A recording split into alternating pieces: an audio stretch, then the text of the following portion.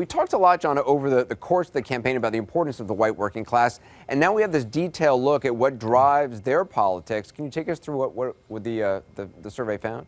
At its core, Anderson, what drives the politics of the white working class is economic anxiety and feeling left out of the economy and feeling ignored by government. Look at this.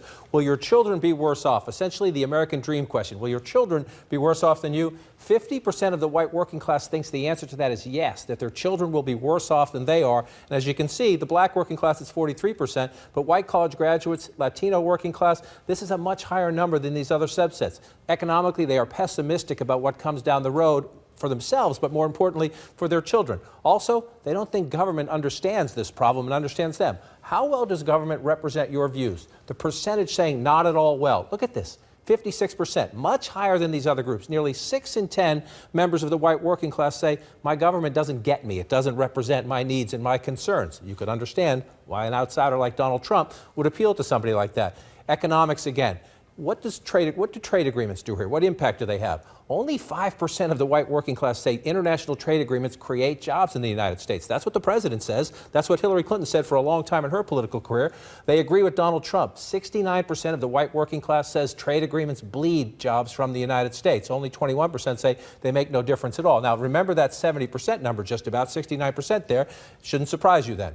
Of those considering voting for Donald Trump, members of the white working class, 79%, Anderson. So nearly 8 in 10 members of the white working class who say, I'm thinking about voting for Donald Trump, agree the trade agreements cost U.S. jobs. Among the white working class who say they're not thinking about Trump, still a pretty high number, 61%. But 8 in 10 think of white working class voters who are thinking about voting for Trump, they're with him on this. They think NAFTA should be ripped up like Donald Trump promises. What about immigration? More specifically, Trump's calls to be tougher about letting Muslims into the United States. No question, that same anxiety and now security anxiety factors in. First, more broadly, this is just the white working class. Immigrants today burden the country or strengthen the country?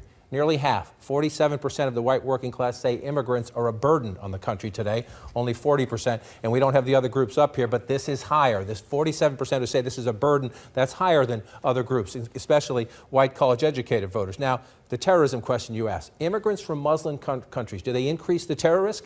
63%, more than 6 in 10 of the white working class in this country think yes, Muslim immigrants or immigrants from Muslim countries increase the terror risk. And probably no surprise you can make this connection. 82% of white working class voters considering voting for Donald Trump agree that immigrants from Muslim countries increase the terror risk. Among those not considering Trump, drops to 37%. So there's no question. This big group, they agree when they hear Donald Trump say we have to do something about it. There's something going on. We got maybe a temporary Muslim ban. They agree, Anderson. Do the numbers back up the idea that this group, the white working class, is the base of Trump's support?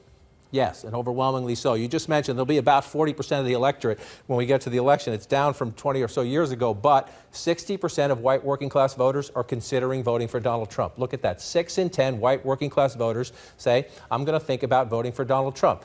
That's a stunning number, but now look at this number. 68% say they will not consider voting for Hillary Clinton. So she has a huge problem with the white working class. Only 3 in 10 white working class voters will even give her a chance, Anderson. That's pretty overwhelming.